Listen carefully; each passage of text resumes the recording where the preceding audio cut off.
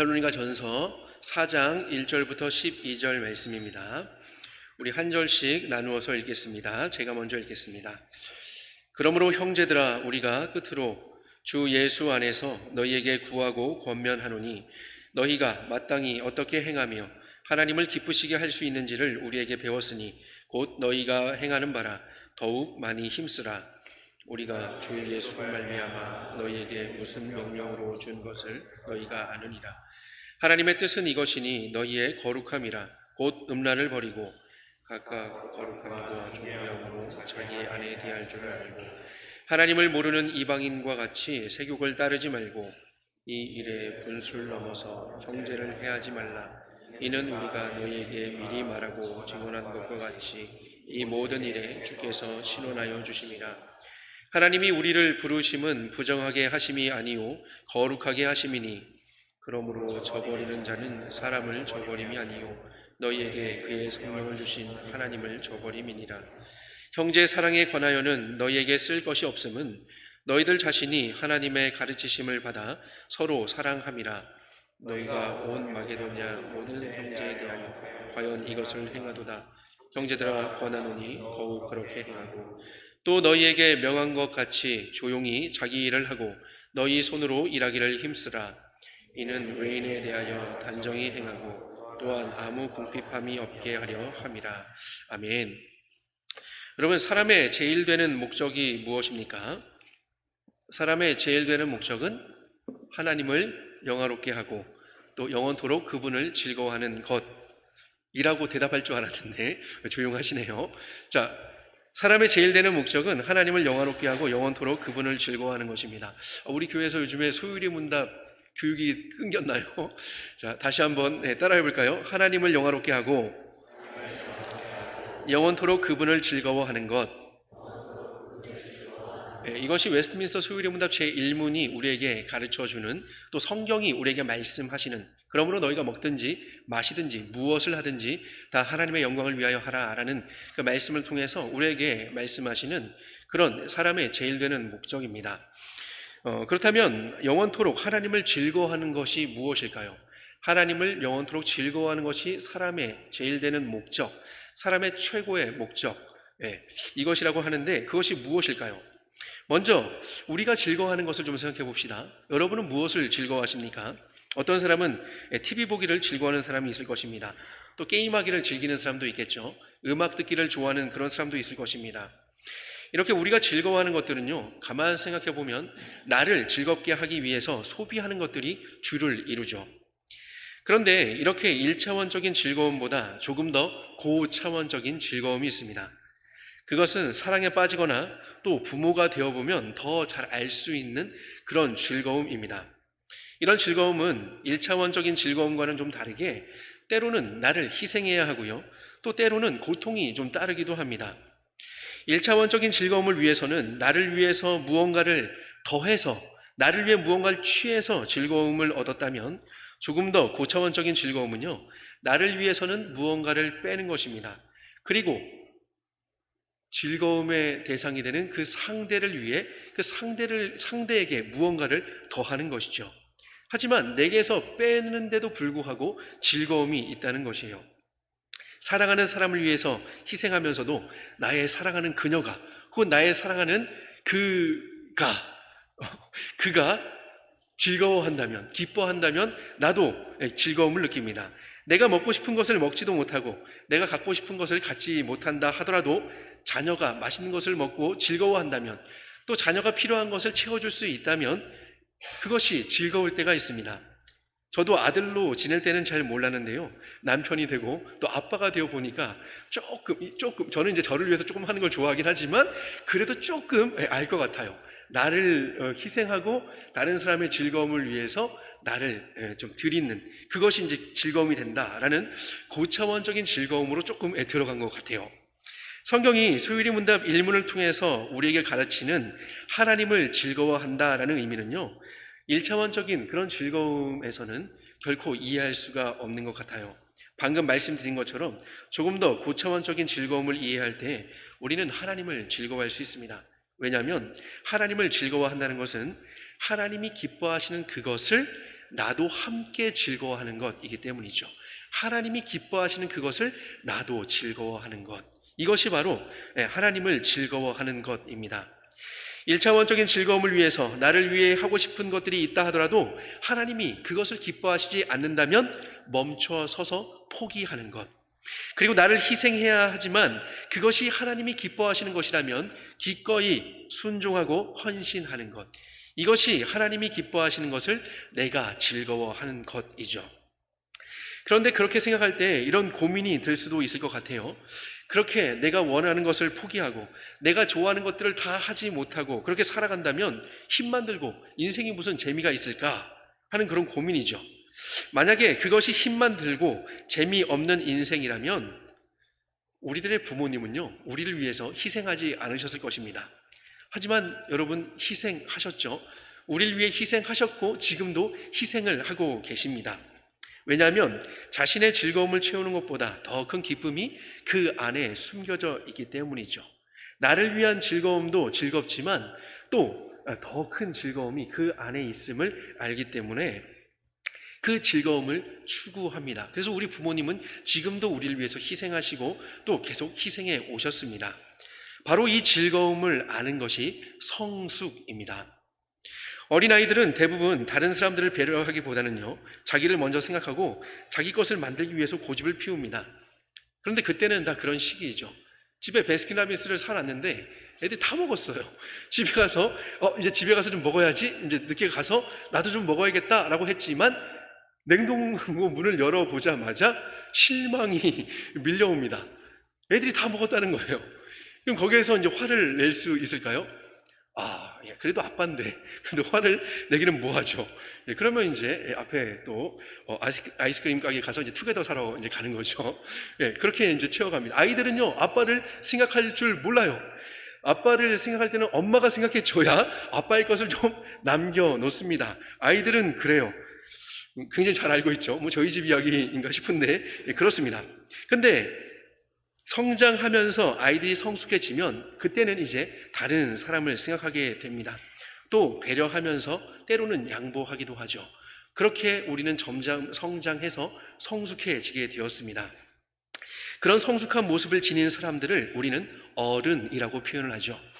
성숙함으로 다른 사람을 배려하고 다른 사람을 생각해 볼 수 있는, 생각할 줄 아는 사람을 우리는 어른이라고 합니다. 그래서 나만이 아니라 공동체를 생각하고 다른 사람을 생각하고 이 세상에 더 나아가서 하나님의 뜻을 생각할 수 있는 그런 사람들이 바로 어른인 것이죠. 인격과 성품이 성숙해지면서 어른이 되어갑니다. 그리고 하나님의 뜻을 알아가면서 점점 어른이 되어가죠. 우리의 신앙도 이와 비슷합니다. 하나님께서는 우리를 자라게 하셨습니다. 그래서 우리의 존재와 우리의 삶이 나만을 위한 것이 아니라 하나님과 그분의 영광을 위한 것임을 깨닫게 하시죠. 그래서 하나님과 그분의 영광을 위해서 공동체가 함께하는 것이라는 것을 깨닫게 하십니다. 그리고 기꺼이 하나님의 기쁨을 위해 살고자 하는 소망을 우리 가운데 주시죠. 그렇게 하나님을 영원토록 즐거워하도록 하십니다. 오늘 우리가 읽은 데살로니가전서 4장 1절에서는 사도 바울이 이 데살로니가 교회 교인들에게 이렇게 이야기합니다. 너희가 마땅히 어떻게 행하며 하나님을 기쁘시게 할 수 있는지를 우리에게 배웠으니 곧 너희가 행하는 바라. 더욱 많이 힘쓰라. 너희가 마땅히 어떻게 행하며 하나님을 기쁘시게 할 수 있는지를 너희가 행하고 있지만 더욱 힘쓰라. 한마디로 요약을 하자면 하나님을 기쁘시게 하는 것을 더욱 힘써라 라고 할 수 있죠. 아까 말씀드렸던 것처럼 웨스트민스터 소요리 문답 1문을 빌려서 표현하자면 하나님을 영원토록 즐거워하라 라고 그렇게 요약할 수 있을 것입니다. 그렇다면 어떻게 하나님이 기뻐하시는 것을 우리도 함께 즐거워할 수 있을까요? 본문에서는 이 데살로니가 교회의 형편에 맞춰서 두 가지를 제시하고 있습니다. 첫 번째는 음란을 버리고 거룩하게 행하는 것이고요. 두 번째는 형제를 더욱 사랑하는 것입니다. 음란을 버리고 거룩하게 행하는 것, 그리고 형제를 더욱 사랑하는 것. 이것을 통해서 하나님이 기뻐하시는 것을 우리도 즐거워할 수 있다라고 바울은 데살로니가 교회에 편지를 하고 있습니다. 여러분, 데살로니가 교회 교인들이 살고 있던 시대는 어떤 시대일까요? 데살로니가 시대일까요? 청춘 시대일까요? 어떤 시대일까요? 로마 시대입니다. 그리스 로마의 그 문화권에서는요, 부부가 아닌 사람 간의 그러니까 부부가 아닌 사람들 간의 성관계에 대해서 매우 관대하였다고 합니다. 또 남자가 아내 외에 첩을 두는 것도 흔했고 간통에 대해서도 대수롭지 않게 생각했다고 해요. 성매매를 위한 직업도 정식 직업으로 취급하였고 심지어 이방 신전에서는 종교적 의식으로서 공적인 그런 집단 성행위가 벌어지기도 하였습니다. 그래서 그 종교 의식이라는 그 명분 하에 남자나 여자 창기들이 그 신전에 존재하였죠. 말 그대로 그 사회는 음란 그 자체의 사회였습니다. 이것은 거룩하신 하나님께서 다스리시는 그 하나님의 나라와는 도무지 맞지 않는 그런 모습이었죠. 죄가 이 땅 가운데 관영하였기 때문입니다. 그러한 데살로니가 땅에도 바울을 통해서 그리스도의 복음이 전해졌고 많은 사람들이 복음을 듣고 예수 그리스도를 믿고 영접하였습니다. 그 음란한 땅에 하나님의 나라가 시작이 된 것이죠. 물론 그들이 예수 그리스도를 믿고 신앙생활은 시작하였지만 여전히 그들은 음란한 문화 속에 살아갈 수밖에 없었습니다. 살아가야 했죠. 그래서 바울은 그들에게 하나님의 그 뜻에 맞지 않는 그런 음란한 문화를 그들이 벗어버릴 수 있도록 그들에게 거룩함을 강조하고 있는 것입니다. 3절에서 바울은 분명하게 이야기를 하죠. 하나님의 뜻은 이것이니 너희의 거룩함이라. 7절에서도 이야기합니다. 하나님이 우리를 부르심은 부정하게 하심이 아니요 거룩하게 하심이니. 거룩은 하나님의 성품입니다. 하나님의 속성입니다. 거룩은 하나님의 것이에요. 그러므로 하나님은 거룩함을 기뻐하십니다. 그러면 거룩함으로 하나님을 기쁘시게 하기 위해서는 어떻게 해야 할까요? 오늘 본문을 보니까 먼저 음란을 버려야 합니다. 음란이라는 것은요, 사전적인 의미로 음탕하고 난잡한 것을 의미한다고 합니다. 그래서 음탕하고 난잡한 것인데요, 음탕은 부도덕한 그런 성적 욕망을 품는 것이죠. 도덕적이지 않는 거예요. 품어서는 안 되는 성적 욕망을 품는 것이 음탕입니다. 마음에서 품는 것이죠. 난잡은 질서 없이 어지럽혀져 있는 상태, 흐트러져 있는 그런 상태를 의미합니다. 그래서 이런 의미를 종합해 보자면 부도덕한 성적 욕망을 품은 상태에서 바른 것을 구분하지 못한 채로 그 성적 욕망에 빠져버리는 것, 이것을 행하는 것, 이것이 바로 음란이라고 정리할 수 있을 것 같습니다. 그래서 우리는 우리 마음에서 부도덕한 그 성적 욕망을 제거해야 하죠. 그래야 우리는 음란을 벗어버릴 수 있습니다. 두 번째, 거룩함으로 하나님을 기쁘시게 하기 위해서는 성적 욕망에 대해서 자신의 마음과 몸을 통제할 수 있어야 합니다. 성욕이라는 것은요, 매우 자연스러운 것이지만 이것을 통해서 죄를 짓지 않도록 늘 스스로 조심하면서 마음과 몸을 통제해야 합니다. 부부관계를 떠난 성관계는 결코 있어서는 안 되죠. 부부가 될 것을 담보로도 결혼 전에는 결코 성관계가 있어서는 안 됩니다. 미국 통계에 따르면요, 남녀의 한 번 데이트 만에, 그러니까 한 번 첫 만남 만에 성관계가 이루어지는 일이 비일비재하다고 해요. 그리고 20살 전에 이미 순결을 잃어버린다고 합니다. 가만 보면 요즘 젊은 사람들도 남친 혹은 여친, 그러니까 부부가 아니라 남친 혹은 여친과 해외여행도 가고 방을 함께 쓰는 것을 너무나도 당연하게 여기는 것 같아요. 그렇게 이제 부부도 아닌데도 해외여행 가는 것은 좀 부럽긴 하지만 그러나 그렇게 되어서는 안 되죠. 방을 같이 쓰는 일은 있어서는 안 됩니다. 근데 이것을 너무 당연하게 여기는 것 같아요. 좀 꼰대스럽지만 결혼 전에 1박을 넘기는 여행은 절대 안 됩니다. 절대 안 됩니다. 청년들 절대 안 됩니다. 결혼하신 분들 다녀오세요. 그러나 결혼하기 전에는 결코 1박을 넘기는 그런 일들, 오래 있고 싶으면 새벽기도 마치고 출발하세요. 그리고 이제 밤에 이제 12시를 넘기기 전에 돌아와서 각자의 집으로 들어가면 되지 않겠습니까?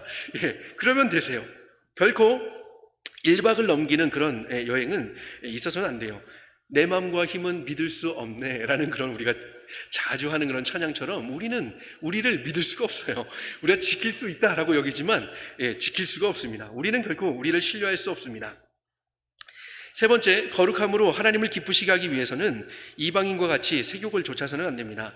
하나님을 모르는 사람들의 인생의 그 우선순위는요, 대부분 자신의 쾌락을 만족시키는 데 있습니다. 그러나 그것은 창조주 하나님을 모르기 때문이죠. 우리가 아까 이야기했던 것처럼 우리의 가장 인생의 최고의 목적은 나를 기쁘게 하는 것이 아니라 누구를 기쁘시게 하는 거예요?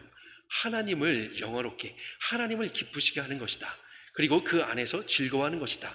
하나님으로 인해 즐거워하는 것이다 라고 우리는 고백하지 않습니까? 우리의 인생, 그러니까 인생의 가장 최고의 목적은 하나님을 기쁘시게 하는 것입니다.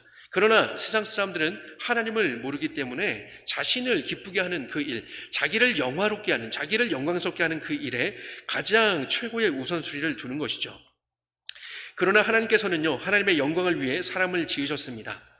그래서 우리는 하나님께 영광을 돌리는데 우리의 모든 초점을 둬야 합니다. 여러분이 공부를 열심히 하는 것도, 여러분이 또 건강을 지키는 것도, 또 여러분이 배우자를 만나는 그 일도, 우리 청년들 지금 배우자를 위해서 기도하는 청년들이 있을 거예요. 그 청년들도 어떤 사람을 만나는가 보다도 누군가를 만나서 그 사람과 함께 어떻게 하나님께 영광을 돌릴 것인가, 이것을 위해서 기도를 해야 되고요. 그것에 초점을 맞춰서 그런 사람을 만나야 하겠죠. 우리의 삶의 목적이 하나님의 영광이라면 우리가 쉬는 그 일도 하나님의 영광을 위해서 해야 되고요. 그래서 우리는 우리의 육체적 욕망을 따라서 살지 않도록 늘 경계해야 되는 것이죠. 피곤한 인생이 아닙니다. 하나님 안에 참 평안이 있음을 여러분 믿으십니까? 구원이란 것은 하나님께만 있음을 여러분 믿으십니까? 그렇다면 우리의 가장 큰 즐거움도 하나님께 있음을 우리는 믿어야 하는 것이죠. 그래서 하나님의 백성은요, 이방인과 같은 모습으로는 살 수 없습니다. 마지막으로 거룩함으로 하나님을 기쁘시게 하기 위해서는 성적으로 다른 사람을 착취해서는 안 됩니다. 예수님이 이 땅에 계실 때 여자를 보고 음욕을 품는 자마다 가늠한 자다라고 그렇게 말씀하셨죠. 우리 사회에서는요, 그 섹시라고 하는 단어, S-E-X-Y, 섹시, 발음이 좀 괜찮나요? 섹시라고 하는 그 단어가 굉장히 긍정적으로 지금 사용이 되고 있는 것 같아요. 근데 이 섹시라고 하는 그런 단어는요, 외모에 대한 일반적인 칭찬으로는 쓰일 수 있는 말이 결코 아닙니다. 왜냐하면 이 본래의 뜻은 성적 매력을 느낀다는 그런 뜻이죠. 여러분, 그 명사에다 Y를 붙여서 뭔가 형용사형으로 만들 때, 근데 이 지금 이 단어 자체가 뭐예요? 섹스라고 하는 단어에 지금 Y가 붙은 것이거든요. 결국 그것은 성적 매력을 느낀다라는 그런 의미인데, 만일 제가 누군가를 향해서 그런 일은 결코 있어서는 안 되겠지만 섹시하신데요? 라고 그렇게 한다면 이 말은 곧 무슨 뜻이냐면 당신에게 지금 성적 매력을 느끼기 때문에 당신과 잠자리를 하고 싶은데요? 라고 하는 것과 다름이 없어요. 그래서 여러분, 우리가 지금 이 사회가 혼동하고 있고 무분별하게 사용되는 이 단어를 우리는 잘 구분해야 됩니다. 그러니까 이렇게 자꾸 그런 것을 익숙해지다 보면 우리의 그런 기준이 낮아지게 되죠. 하나님의 거룩하심은 온전한 거룩하심인데 이 세상에 우리가 너무 익숙해지다 보니까 이 세상의 문화에 자꾸만 우리 거룩함이 낮아지게 됩니다. 그래서는 안 됩니다. 타인은요, 다른 사람은 나의 욕망을 채우거나 나의 쾌락을 채우기 위한 그런 대상이 아닙니다.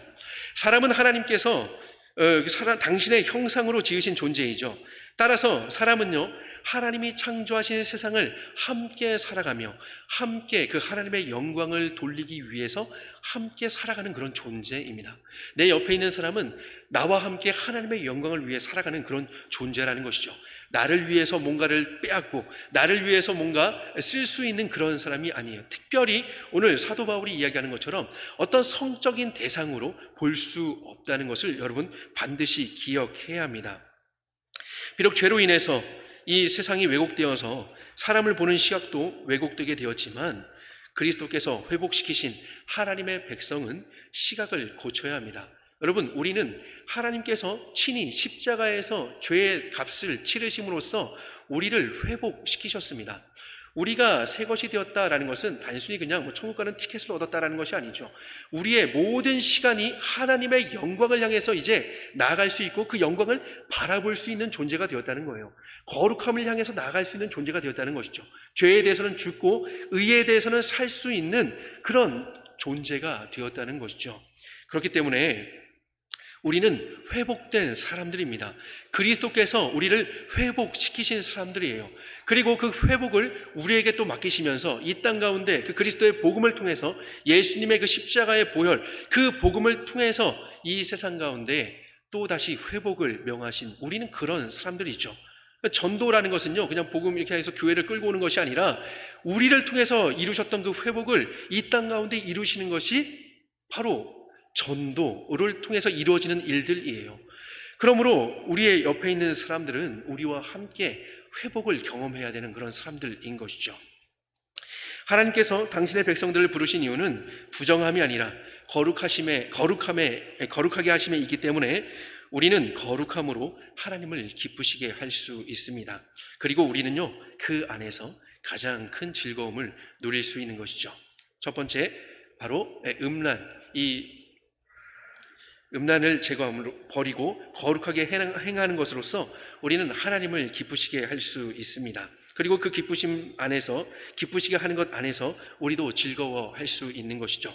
두 번째로, 우리는 형제를 사랑함으로써 하나님을 기쁘시게 하며 우리도 즐거워할 수 있습니다. 여러분, 형제 사랑이라는 단어는, 이 헬라어 단어는요, 여러분도 다 잘 알고 있는 그 단어예요. 무슨 단어죠? 이렇게 하면 내가 안다고 싶죠. 미국의 한 도시의 이름이기도 합니다. 바로 필라델피아, PH니까요. 필라델피아라는 그 도시를 여러분 아시죠? 들어보셨을 거예요. 바로 이 형제사랑이라는 이 헬라어 단어가 그냥 우리말로 할게요. 필라델피아입니다. 필라델피아. 더 익숙하시죠? 필라델피아입니다. 필라델피아는요, 피를 나눈 형제, 자매들 사이에 사랑을 가리키는 그런 단어입니다. 그래서 피를 나눈 형제, 자매니까 같은 이제 뱃속에서 나온 그 형제, 자매의 그 사랑, 그래서 형제 사랑, 내 가족을, 내 그 형제, 내 자매, 형, 오빠, 또 동생, 언니, 어쨌든 그런 사람들을 사랑하는 것을 가리키는 단어예요.